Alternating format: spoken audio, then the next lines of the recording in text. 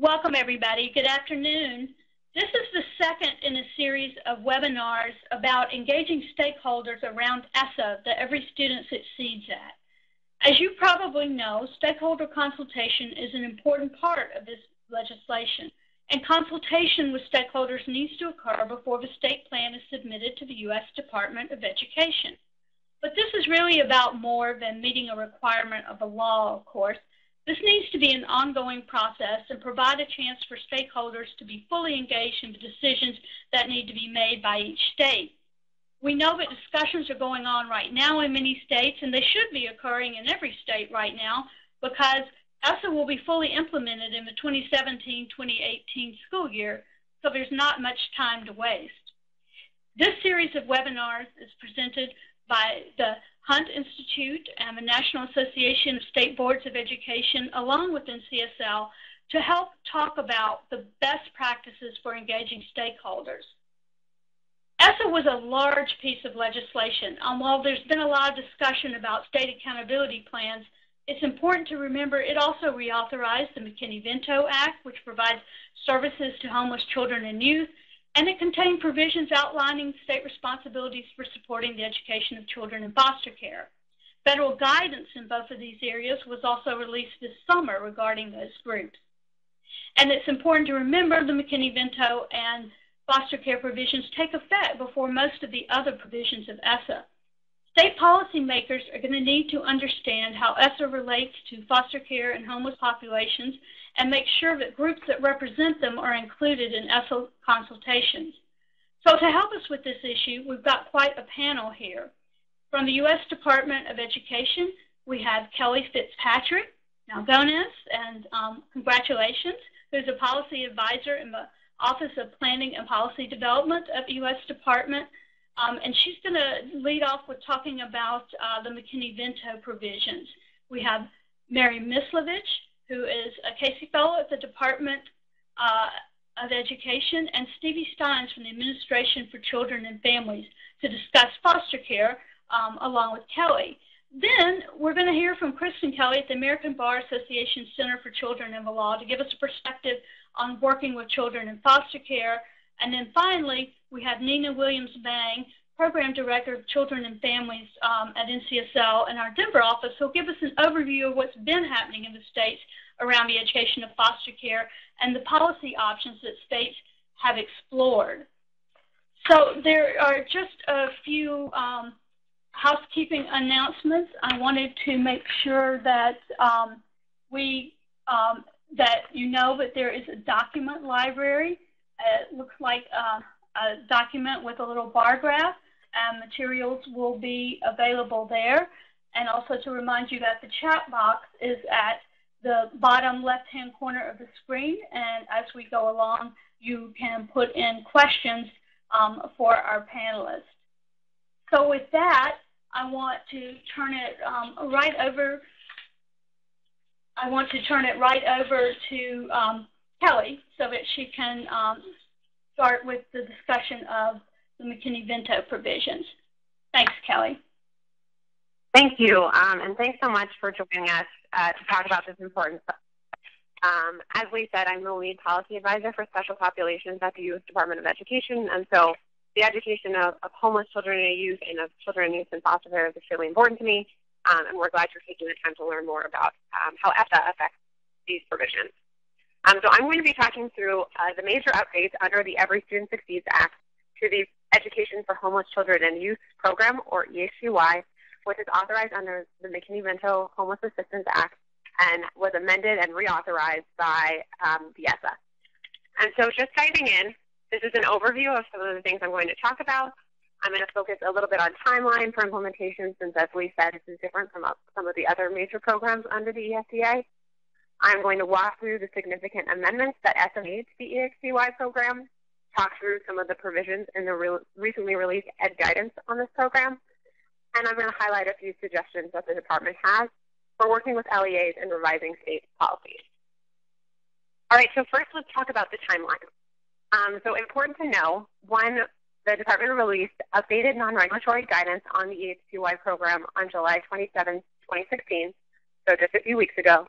And we really recommend that you take a look at this. It highlights all of the major changes under ESSA and also provides some helpful recommendations and links to promising practices, which should really support states and districts as they go to implement these changes. The effective date of the new ESP Why requirements as amended by the ESSA is October 1st, 2016. So hopefully you are all prepared to implement those changes in just a few days. The only exception is that the removal of the awaiting foster care placement, which I will talk a little bit more about in a bit, is December 10th of this year, or it's December 10th of 2017 for covered states. And again, I'll explain that a little more later. A couple more notes. The EHCY state plans may now be submitted as part of a state's consolidated state plan, and that's a change from prior practice. And additionally, there are some provisions in Title I Part A that affect services for homeless students. And those changes, unlike McKinney-Vento, do not take effect until the 2017-18 school year. Diving in, so we're going to talk through some of these major changes. This is just a quick list. There were many changes, but I'm just going to focus on the most important ones. So one, the ESSA increased the focus on the identification of homeless children and youth. It established a greater inclusion of preschool-age homeless children under the law. It has expanded requirements for collaboration with other service providers. It has increased the focus on professional development and technical assistance for the service providers who help homeless children and youth. It's focusing on removing enrollment barriers for homeless students, which can prevent them from accessing education. It has expanded the requirements for school stability. It has increased the focus on college and career readiness for homeless students, and has also made a whole host of more minor changes. Some of the most important include some changes regarding privacy of student records and the dispute resolution process under the McKinney-Vento Act. So we'll go one by one. Before we do that, just a flag in case you're not familiar with the ESP Why program. So the purpose of the program is to ensure that homeless children and youth have access to a free, appropriate public education and receive comparable services compared to their non-homeless peers. And unlike some other programs that serve homeless children and youth, the definition of homeless under the McKinney-Vento Act is a little bit broader, which we want to make sure you're aware of.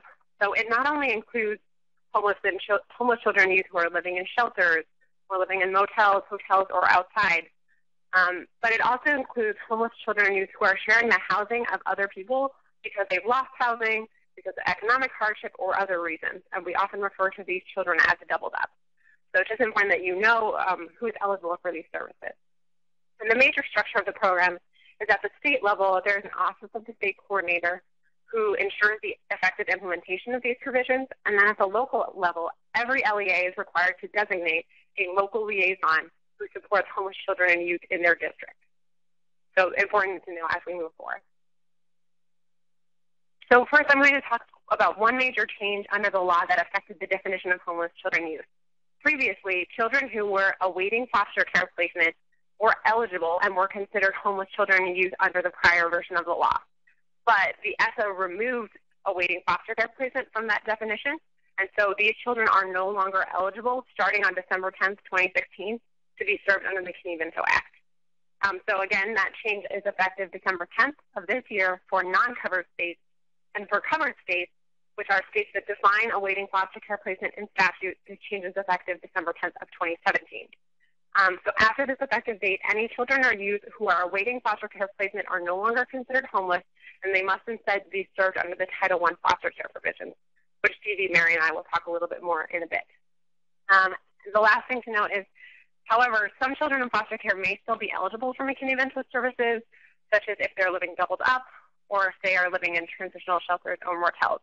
But generally, children who are awaiting foster care placement are no longer considered homeless starting on December 10th. The next major change that I talked a little bit about is an increased focus on the identification of homeless children and youth. This is really important because we know in schools there are approximately 1.3 million homeless children and youth. But what we often hear is that districts and states have challenges in identifying all students who are homeless due to issues like stigma, or in some cases, intentional efforts to undercount the number of homeless children and youth, so the financial burden is reduced, as well as other issues like not understanding what the definition of homeless is under the McKinney-Vento Act. So the statute has put a real focus on ensuring that states and districts are identifying all homeless children and youth so that they can be eligible for the services that they need. The guidance that we released, as I said, also puts forward some promising practices to help districts and states improve their identification, including promising practices that are specific for disconnected or out-of-school homeless youth, as well as homeless preschoolers, which we know are a couple of groups that are a little harder to identify for LEAs. The next major change is the inclusion of preschool-age homeless children and youth. While previously preschoolers were somewhat included under McKinney-Vento, the ESSA expands the definition of school of origin to now explicitly include preschools, which means that the school stability protections under the McKinney-Vento Act, like the right to stay in your original school even if your residence has moved, now applies to preschool-age homeless children. The law also highlights the needs of preschool-age children elsewhere, such as requiring local liaisons to ensure that these children and their families have access to and are able to receive preschool services, including through LEA-administered preschool programs, as well as Head Start and IDA's Part B and C. The guidance also provides additional recommendations for how states and LEAs can support young homeless children, as we know there are certain developmental concerns that may be relevant for these students, such as how you provide transportation in an appropriate way and how liaisons can work to ensure that homeless children have access to preschool programs. The next major change is related to other service providers. So the law has always required that state coordinators and local liaisons collaborate with other agencies which provide important services to homeless families.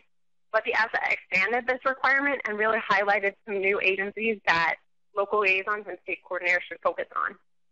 The slide in front of you has these examples, which is to highlight a few.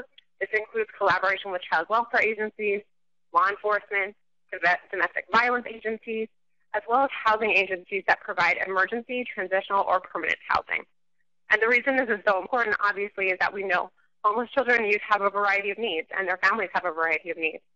We know that schools and the school system cannot provide all of the services that homeless children and youth need, and so it's critical to coordinate with other agencies to make sure that homeless children and families have access to all of the necessary services. The guidance talks through this a little bit more and provides some tips on how to establish effective collaborations with other agencies. The next major change, and this is in the coordination realm, is around coordination with Title I Part A. So as I said, there are some provisions under Title I Part A that are used to support homeless children and youth. One major change that the statute made was to allow Title I Part A funds to be used to pay for the salary of a local liaison and also to defray the additional cost of transportation. So that means that if a homeless child or youth needs transportation, then a district could use their Title I Part A funds to pay for that transportation to keep them in their school of origin. Typically, this takes a lot of money and is often used, states and districts often use ESP Why funding, but under these changes, they can use Title I Part A funding, which is great. The guidance also provides some recommendations on the LEA set-aside. There's a specific set-aside under Title I that is used for homeless children and youth. And so we make some recommendations around using a needs assessment and other strategies to make sure that this money is really used in a meaningful way because we know these children have many needs. We also highlight a new reporting requirement on the FEA and LEA Title I report cards, which will require disaggregated data on homeless student achievement and graduation rates. The next major change is focused on professional development and technical assistance. As I said, the major folks who carry out this law are the LEA local liaisons and are the state coordinators at the FEA level. And we know that these folks often carry different duties on top of their role under the ESP Why program. And so the statute is really focused on making sure that these folks have sufficient capacity and are receiving all the professional development and technical assistance they need to do their job successfully. As you can see, the slide highlights one of the places where this comes up. And the statute importantly requires that local liaisons and state coordinators are able to carry out their duties.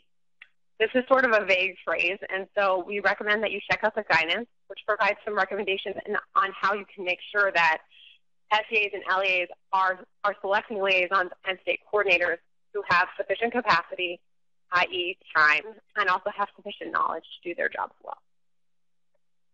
The next major area is around removing enrollment barriers. As I said, the purpose of the ESP Why program is to ensure a comparable education for homeless students. And we know sometimes there are requirements at the school level which make it harder for homeless children and youth to enroll, stay in, and be successful in schools. So there's a couple of new requirements in here that require FEAs and LEAs to remove barriers to enrollment and retention, such as outstanding fees, fines, or absences. The guidance also emphasizes ways that FEAs and LEAs can meet these new requirements, such as ensuring that they're not requiring homeless students to purchase uniforms if the school requires uniforms, making sure that students can still graduate even if they owe money for library books, those kinds of things. And for those helpful examples, we really recommend that you check out the guidance. The next major area of change, and we're near wrapping up here, is a real focus on college and career readiness. The ESSA really focuses on the whole spectrum from cradle to career. We previously talked about how preschoolers are included, and now we're focusing on the changes in the statute in order to ensure that homeless students are able to graduate from high school and are able to enter post-secondary programs. So here I've just highlighted a few of the new requirements at the state level. States must now have procedures in place to ensure that homeless students receive credit for any full or partial coursework they've completed. This is really important because we know that homeless students change schools often, and if states don't have mechanisms in place to make sure that they're getting credit for their work, that might mean that homeless students won't graduate. And so these mechanisms are really important. Additionally, states must make sure that homeless children and youth don't face barriers to accessing extracurricular activities or academic activities, such as magnet school, summer school, CTE, advanced placement, etc. We know that these extra activities are really important. And again, homeless students are entitled to comparable education to their non-homeless peers. So these new procedures are really important. Lastly, states also must provide counselors to advise homeless children and youth to make sure that they are ready to enter college. And so that's another important change to highlight. And the guidance provides some clarification on each of these new requirements, recommendations on how these requirements may be met, and really highlights some promising practices and examples that we already know are successful in the field so that other states and districts could benefit. There's just a couple of more minor changes I'm just going to highlight quickly. There's a change related to FERPA information. And so ESSA now specifies that information about a homeless child or youth living situation is considered a student education record and is not directory information. And that's a change really just to protect a student's privacy regarding where they're living, which we know is really important because there's a lot of stigma around being homeless for students. And there were also some changes related to the dispute resolution process. The Kinney-Vento requires that states and districts develop a dispute resolution process in cases where homeless students aren't able to enroll in the school that they want, don't have access to transportation, those kinds of things.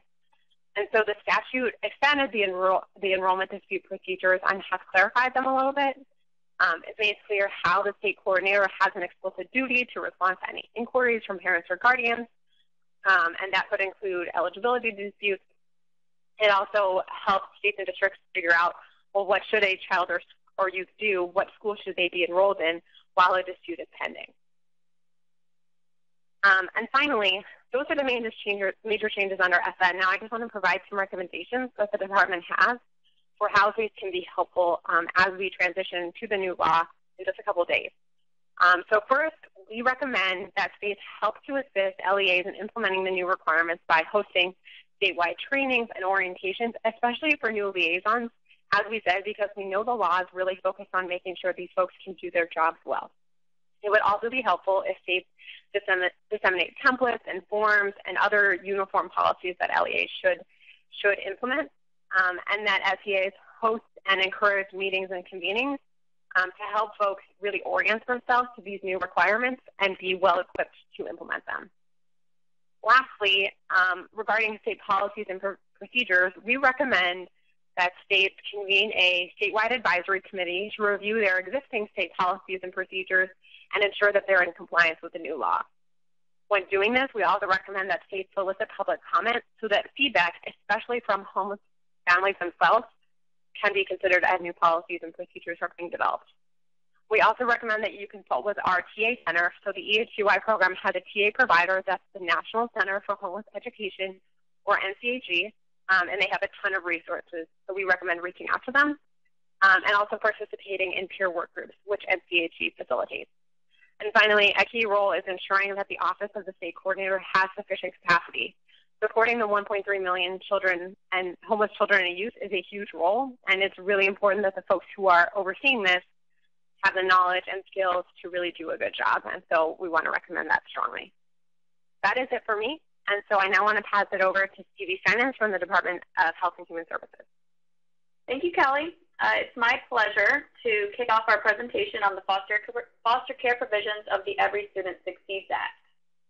In the interest of time, I will skip the introductions, as Lee has already done a fantastic job of introducing myself, Kelly, and Mary. And I'd just like to begin today by first explaining who we are referring to when we talk about child in foster care. Under Title I, a child is defined as an individual aged 21 and younger who is entitled to a free public education through grade 12. Under HHS regulations, foster care is defined as 24-hour substitute care of children placed away from their parents or guardians and for whom a child welfare agency has responsibility.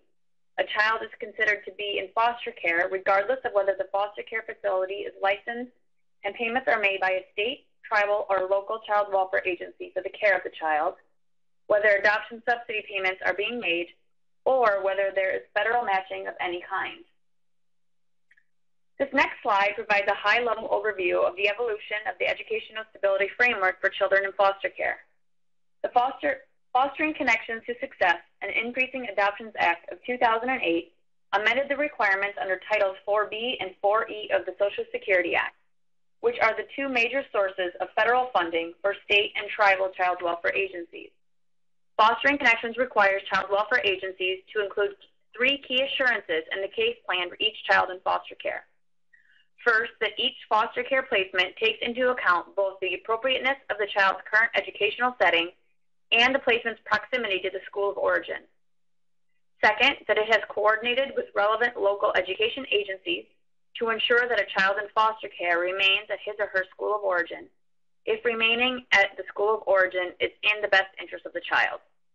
And third, where remaining in the school of origin is not in the child's best interest, that the child is immediately enrolled in a new school and that his or her educational records are provided to the new school. In short, Fostering Connections was the first federal law requiring educational and child welfare agencies to work together to ensure the educational stability of children in foster care. This next point on the timeline references the December 2015 enactment of ESSA, which builds on Fostering Connections and institutes complementary requirements for educational agencies. To put it simply, in Fostering Connections required child welfare agencies to work with education agencies on ensuring school stability for youth in foster care. And it wasn't until the passage of ESSA that a reciprocal requirement was imposed on education agencies. Considered together, Fostering Connections and ESSA make clear that the educational stability of children in foster care is a shared responsibility of both agencies. The final 3 points in this timeline highlight our efforts to assist education and child welfare agencies implement the foster care provisions of ESSA by December of this year. On June 23rd, HHS and ED released joint guidance that builds upon and adds clarity to the statutory framework set forth in ESSA.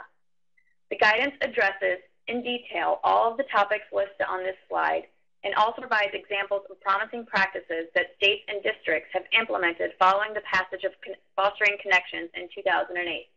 A link for the guidance can be found on this slide, and we encourage you to check it out. ED and HHS have also produced a series of webinars aimed at helping the field implement the educational stability provisions of ESSA.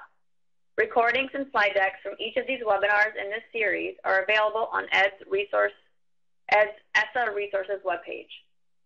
These webinars are open source, so please feel free to share them with colleagues throughout your network. I will now pass it back over to Kelly, who will address in more detail the foster care provisions within ESSA and the content of the joint guidance. Thanks so much, Stevie. As Stevie said, I'm going to walk through some of the major provisions of the guidance and then pass it over to Mary. So the first major point, the goal of these new ESSA requirements is really to provide educational stability for students in foster care, and a major crux of that is ensuring that children in foster care can stay in their schools of origin even if their placement changes and their residence changes.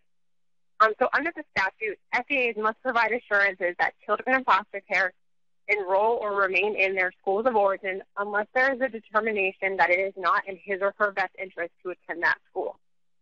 The best interest determination is made by FEAs with state child welfare agencies together and must be based on all factors related to a child's best interest, including the appropriateness of the current educational setting, the proximity to the school in which the child is enrolled at the time of placement. The guidance builds upon these requirements around the best interest determination. Some recommendations that the guidance provides are that FEAs and state child welfare agencies should establish uniform guidelines for local agencies around how the best interest determination will be made. LEAs and local child welfare agencies should collaborate to develop a joint process for making best interest determinations. And this process should consider multiple student-centered factors. One factor that we strongly recommend that should not be considered is transportation costs, because all of these factors that are considered really need to be focused on what's best for the child, and the cost of transportation is not related to that. Lastly, we strongly recommend that in the process of making best interest determinations, LEAs and child welfare agencies should consult with the child if it's developmentally appropriate, as well as any adults who have meaningful relationships with the child, such as foster parents, teachers, coaches, etc. In addition, the guidance recognizes that sometimes LEAs and child welfare agencies may not come to agreement as to what is in the best interest of a child. If these two agencies cannot come to agreement, the guidance recommends that the ultimate decision should rest with the child welfare agency. And the reason for this is due to this being the current practice right now, and also due to the responsibility of the child welfare agencies.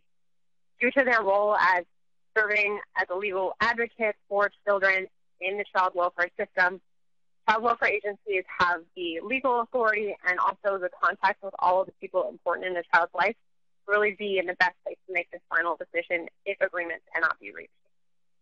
We recommend that FEAs and LEAs should coordinate with child welfare agencies to develop a dispute resolution process in cases where these kind of agreements cannot be met between the two agencies. Lastly, to the extent feasible and appropriate, a child must remain in his or her school of origin while awaiting this decision. And the reason for this, again, is to ensure that there are not too many school moves and that children have educational stability so that they can continue progressing academically. The next major provision is related to transportation. We know that for some children to remain in their schools of origin, transportation will be needed. And so the ESSA requires that LEAs provide assurances that they will collaborate with state or local child welfare agencies to develop and implement clear written procedures for how transportation will be provided, arranged, and funded for the duration of a child's time in foster care. These procedures must ensure that children who need transportation will promptly receive that transportation in a cost-effective manner in accordance with the Fostering Connections Act, which Stevie spoke about a little earlier.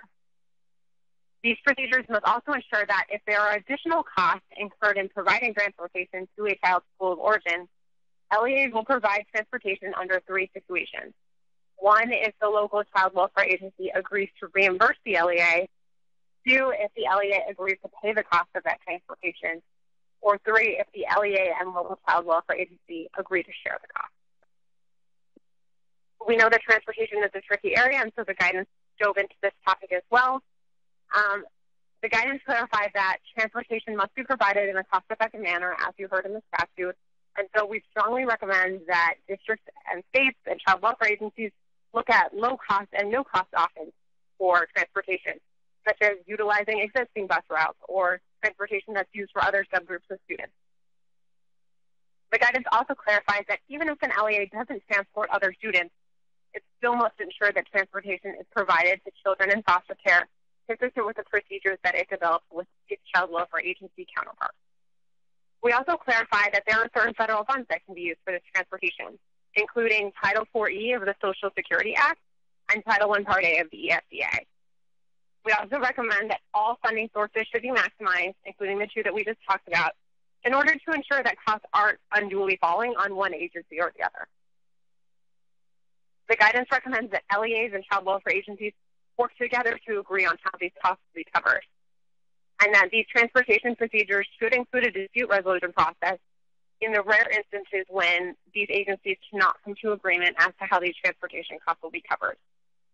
Similar to the best interest process, we also recommend that SEAs and state child welfare agencies develop uniform statewide guidelines and procedures for transportation. And this is all really important to ensure that this implementation is consistent across district lines and there's not excess amounts of chaos. And lastly, we clarify that a child must remain in his or her school of origin while any disputes regarding transportation costs are being resolved, again, to reduce the number of school moves and really ensure as much stability as possible. I'm now going to pass it over to Mary to continue on. Thank you very much, Kelly. Good afternoon, everybody. So I am going to begin with immediate enrollment. So there are also provisions in ESSA to ensure that when the determination is made that remaining in the school of origin is not in the child's best interest, that they are to be enrolled in their new school without delay. And this provision is really important because often children in foster care change schools frequently and experience delays in enrollment. And these delays can negatively impact their attendance as well as their academic gains. So under ESSA, SEAs must provide assurances that if it's not in the best interest to stay in his or her school of origin, the student must be immediately enrolled in the new school, even if the child is unable to produce records normally required for enrollment, and that the enrolling school shall immediately contact the last school attended to obtain the relevant academic and other records. And so moving along to the guidance breaks down and provides clarity on these requirements. The law doesn't define immediate, but the guidance recommends that the child is enrolled as soon as possible. And being enrolled in the school is not enough. The LEA needs to make sure that the child is also attending the appropriate classes and receiving the services that they need. We recommend, and the guidance recommends, that the SEAs and LEAs review all their policies and modifies them to remove any current barriers to immediate enrollment. And the guidance also highlights some promising practices around immediate enrollment and also the other topics that we've covered so far. And the last provision that I'm going to talk about is the point of contact. Under ESSA, both the SEAs and the LEAs must provide assurances that they will designate points of contact for the child welfare agencies. The SEAs must provide an assurance that they will designate a point of contact and that this point of contact may not be the McKinney-Vento State Coordinator for Homeless Youth. The LEAs only need to provide an assurance that they will designate an LEA point of contact if they receive written notice from a corresponding local child welfare agency that it has itself designated a point of contact for the LEA. And that writing can be in the form of an email. So moving on to the guidance, because the education stability requirements must be implemented by this December 10th, 2016, we recommend that the SEAs designate their point of contact as soon as possible. And some of the responsibilities included in the guidance for the point of contact include monitoring the LEAs and coordinating with the state child welfare agency to issue state guidelines. We also recommend that the LEA points of contact should be designated as soon as possible as well, even if the local child welfare agencies have not notified the LEAs in writing. And the responsibility for the LEA should include coordinating with the local child welfare agencies to develop the processes for the implementation of the ESSA provisions. And both the SEAs and LEAs should have the capacity and the resources to guide the implementation of the ESSA provisions. For child welfare agencies are not required to designate points of contact, but in the guidance, we highly encourage them to do so. We recommend that the local child welfare agencies send a letter to the relevant LEAs as soon as possible, identifying their point of contact, and we include a sample letter in the guidance. And for the responsibilities for the child welfare point of contact, we include coordinating with SEAs and LEAs to develop a process for implementation and to serve as the primary point of contact between schools and families and other service providers. So that covers all of the ESSA provisions and gives a high overview of the guidance. Again, we really encourage that you read the guidance carefully and also listen to our webinar that goes into much more detail in each of these topics. As for next steps, we wanted to give some suggestions on what the SEAs and the LEAs could be starting on ASAP. Given the short implementation timeline, again, I know we keep saying it, but all of the foster care provisions must be implemented by December 10th, 2016. So we recommend that both the SEAs and LEA points of contact are designated as soon as possible if they haven't already been. And with the LEAs, even if they haven't received the written notification from the Child Welfare Agency, they're so integral to this success of the implementation that we highly recommend that they are designated as soon as possible. We recommend that the SEAs review current state policies and procedures to make sure that they're in compliance with ESSA, as well as reviewing current state legislation. We know that many states have passed legislation that clarified fostering connections and even took it further in their requirements. So state legislators could consider legislation to further clarify and strengthen the ESSA requirements. We also recommend that the SEAs convene stakeholders to begin to develop the uniform state guidelines for implementation so that there's consistency across all the districts, so including the relevant child welfare agencies as well as courts and other important stakeholders. SEAs can start developing their template for transportation procedures, and that we recommend that that includes a mechanism for how the transportation will be provided promptly for the students if the two agencies can't agree on the cost.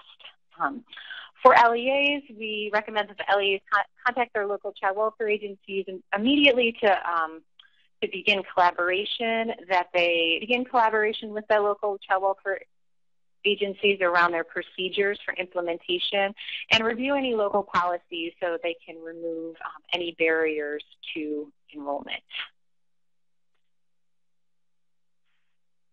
So lastly, sorry if this is hard to see, but we recommend that you can visit our ED's Every Student Succeeds Act page, and HHS also has an Education Stability for Children and Youth in Foster Care page.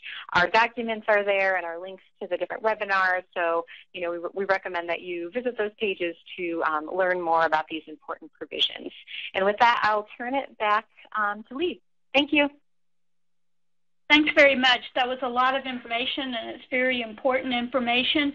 And as I have a question in our box, and it's something that we hope that our next speakers can also help us do, but if y'all would be thinking about anything that you have seen from your perspective, any success stories around engaging parents and families of foster youth and children and homeless children and youth, would be really important to share, as this can be a very difficult population to engage when you're having these discussions about ESSA implementation.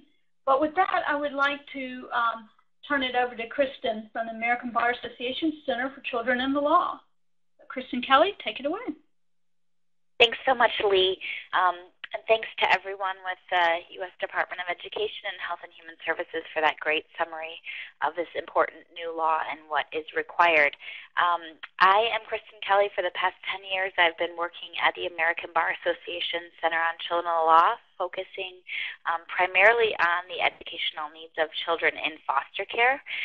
One thing to take away from my brief comments today is our website. The website is www.fostercareandeducation.org. Everything that I'm going to be talking about today is available on that website, and I encourage you, if you're interested in the educational needs of children in foster care, to check that out. You've heard a lot about the new law, so I'm going to spend just a few minutes talking about what you can actually do, some examples from around the country, and some tools that are out there to help you in your work. First, just taking a step back, we've heard about what the new law actually requires, but I just wanted to talk briefly about why those requirements were put into place. There is a recognition that the educational outcomes of children in foster care are very poor. We did not have any national data on this. There was a variety of different research studies that have been done over the years. Some of those are summarized on this slide. But what we have learned consistently from all the research that's been done is that children in foster care are some of the most educationally disadvantaged of all educationally disadvantaged students. So they actually have been performing even worse than some of our most vulnerable students. And part of the reason for their low performance is because of their high instability in their living placements and their schools. And so the purpose of ESSA was actually to give them some rights and protections, and most importantly, to try and have education agencies and child welfare agencies work together in order to try and ensure their school stability. One good piece of information that the data has shown us from the research that's out there is that when child welfare agencies and schools have worked together to try and limit their school instability and try and keep them in the same schools, there have been dramatic improvements. So keeping children in the same schools has been demonstrated to show a direct increase in their high school graduation rates. So we're hopeful that with the passage of this new law and with the increased collaboration between child welfare and education agencies that we're going to see a dramatic change in terms of the education outcomes of children in foster care.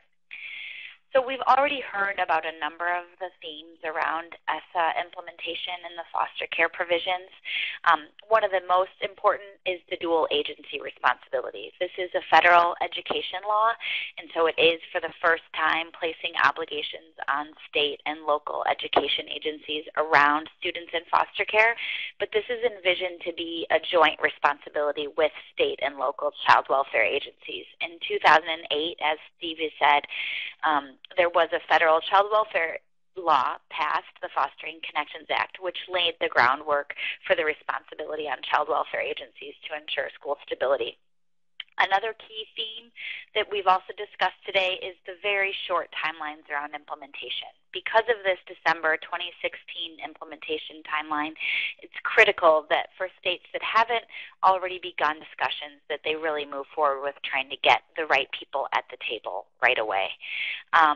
We also know that while it's a federal law, that state and local action are necessary. There's a lot of discretion in the federal law in terms of how to carry out these requirements. We know that states are very different, school districts are very different, but we do know that the fundamental premise of needing to keep children in their same school when it's in their best interest and make sure that when they do need to change schools that they can do so quickly and seamlessly must be in place and must be in place by December of 2016. So it's especially critical that people work together over the next few months to make that happen.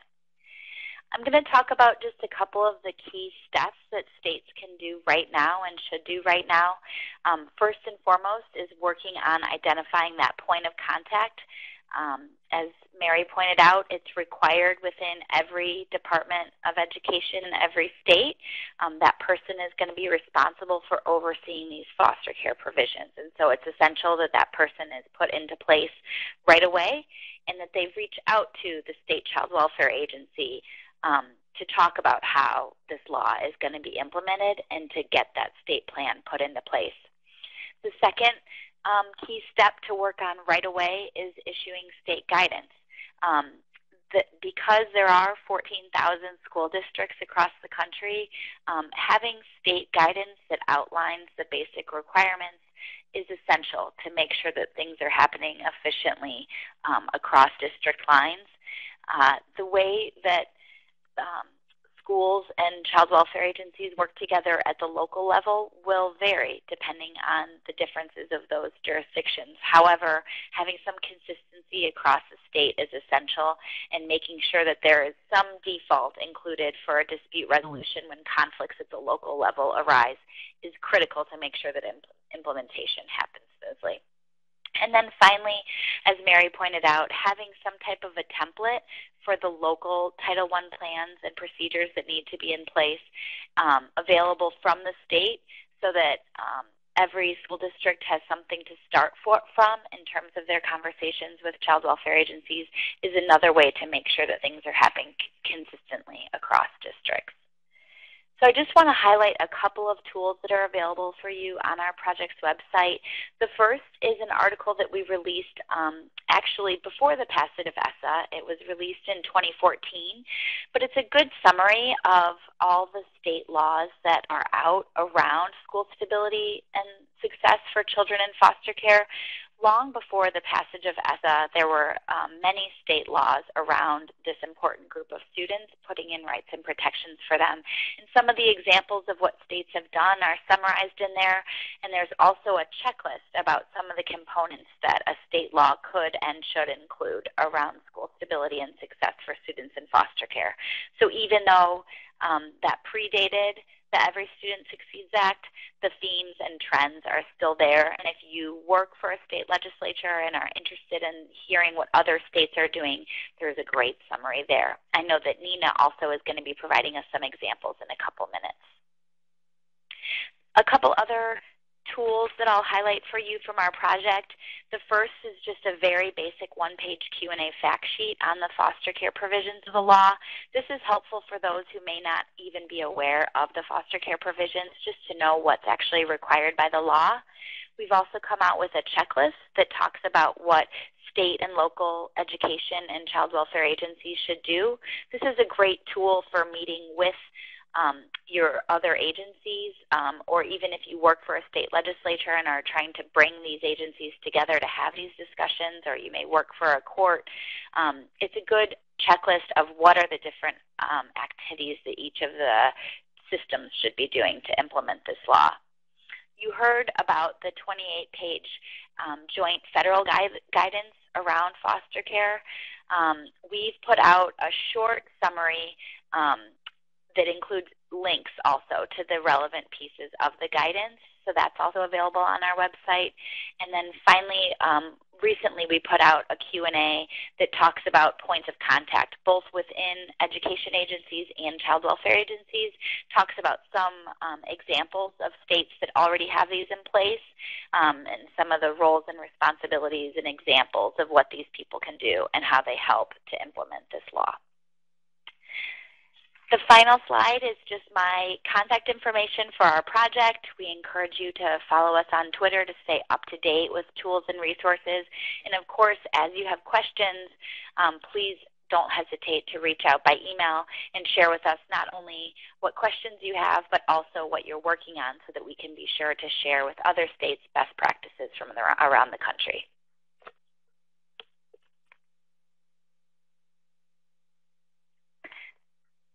And Lee? Yes, thank you, Kristen. I will now turn it over to NCSL's Nina Williams-Bang, and if Nina has a lot of wonderful information on how states have been working on some of these issues since Fostering Connections has passed, and maybe she could take just a moment to show us some of those examples, but also talk about how states have been able to work effectively with the stakeholders in this population. Sure. Thank you so much, Lee. This is Nina Mbang of the National Conference of State Legislatures working in the Children and Families Program. Lee, will you be able to forward the slides for me? I will. Thank you. Let me forward it on out of this. Okay, there's. Great, fantastic. In our Child Welfare Program, we've been tracking state legislative activity related to the education of children in foster care. And on my last slide, I do have a link both to a publication that's been summarizing the legislation between 2008 and 2012, as well as an update that we just did between 2013 and 2015. And we will also be putting on there any new legislative enactments which we know that states will be implementing in light of the new legislation. So I just wanted to point that out to you. And I'll just give a really brief overview of what states have been doing and provide a couple of examples. And we have many more examples on that webpage, and we will continue to track and include 2016 as well. Legislatures indeed have been very involved in promoting the educational stability of children in care, both prior to the passage of Fostering Connections and since its passage. And we've got some examples here, a list of states after Fostering Connections. States added additional provisions, and a number of states, including Connecticut, Florida, and Georgia and Iowa and these other states that I've listed have also enacted legislation related to education stability.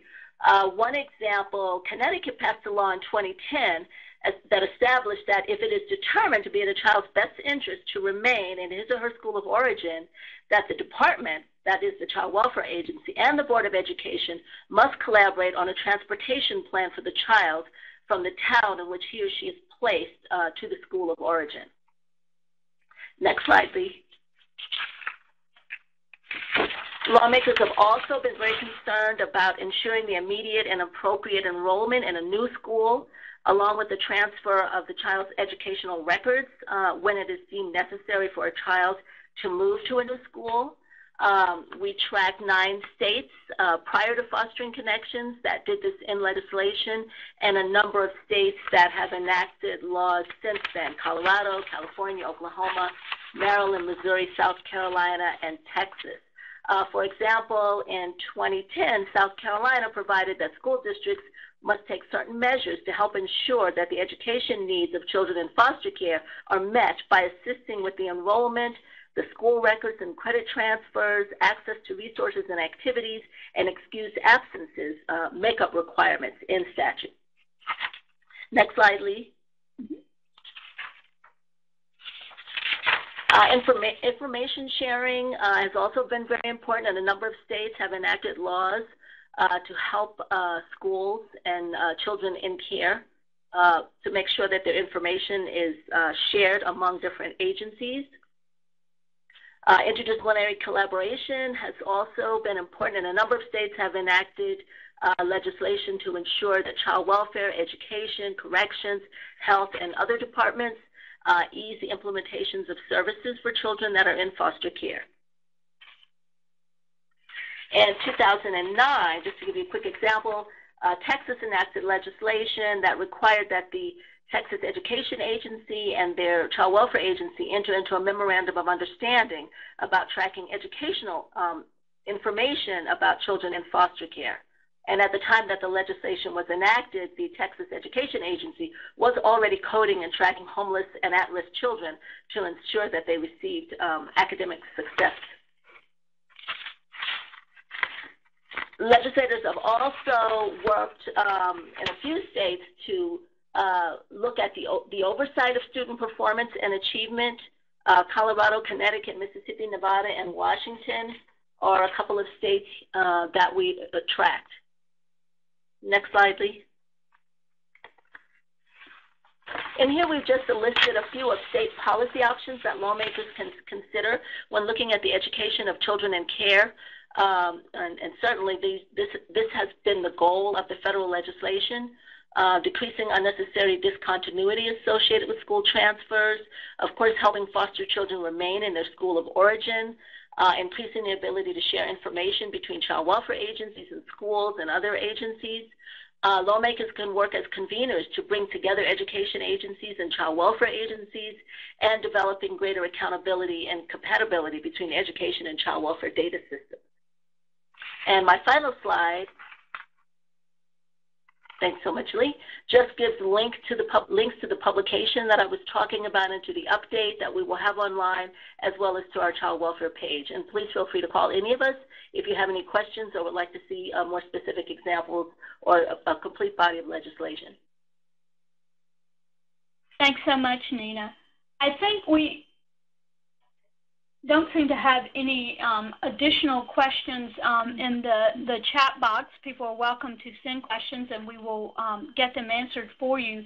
But before we turn, we just have just a few more minutes. But if anyone of our speakers wants to give a piece of advice for state policymakers that are working on their ESSA plans and they're facing these areas that need attention, and they know they need to look at these vulnerable populations, what can they do to make sure those voices are represented around the table, in your opinion? What is a good way to ensure that those voices get heard when these decisions are made?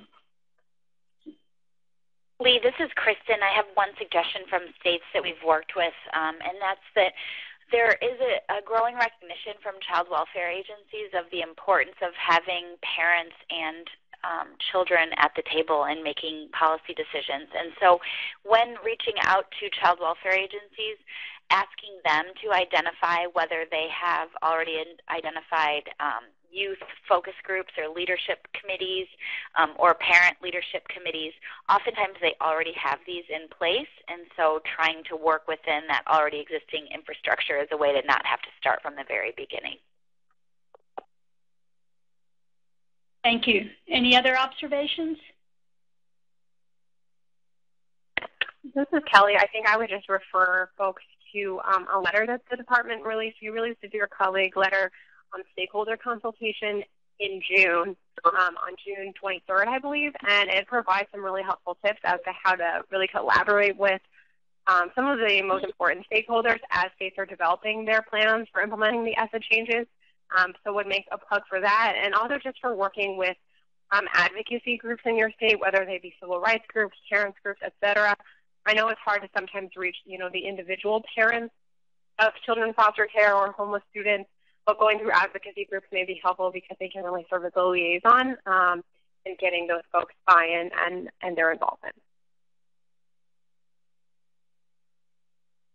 Thank you so much. And hi, this is Mary. Just one last point. I agree with everything that Kristen and Kelly said, and also just stressing the importance of involving the parents, birth parents when appropriate, and foster parents in the best interest determination, because, obviously they know the child well and they know their experience with the school and their relationship with the school, so making sure that they're consulted and engaged in that important decision. And, as far as the question about any success stories involving engagement of parents and families, we did here in our webinar series, we highlighted best practices around the country, and we heard some success stories, one in particular about foster parents who worked really closely with the child welfare agency and the schools to make sure that the children in this case had transportation to their school of origin. So they worked to make sure that the foster parents transported the child a certain distance, and then the school kind of took over the transportation from there. So they really worked together to make sure the child had transportation. And then once it was decided that the child should move to the school closest to their new foster home, the foster parents were really involved with the new school, making sure that the child were signed up for counseling and for similar sports and clubs that they were in their other schools. So really helping with that just immediate enrollment and also just settling into the new school. So those are some examples that came up during our webinars. Those are all great things to keep in mind, and I appreciate you bringing them up. My contact information is on the last slide if anyone has any questions. And that will conclude our webinar. Michelle, did you want to announce the next one? Yes, this is Michelle Ekstrom in the Education Program in our Denver office. And I just wanted to thank you for joining this webinar and to remind you that we will continue our partnership with the National Association of State Boards of Education and with the Hunt Institute to sponsor another webinar next week on October 6th at 3 p.m. Eastern Time. And that webinar will be focused on assessment flexibility and stakeholder engagement. And we will have assessment experts as well as a state legislator to talk about their experience in the discussion around which assessments to use and any changes their states need to make and how to engage stakeholders in that conversation. We will be sending out registration information for that webinar as well as the archive for this one and the webinar that we held last week in partnership also with Hunt and NASB, and we will be sending that out shortly. Thank you all, and we look forward to our next webinar next week. Thank you.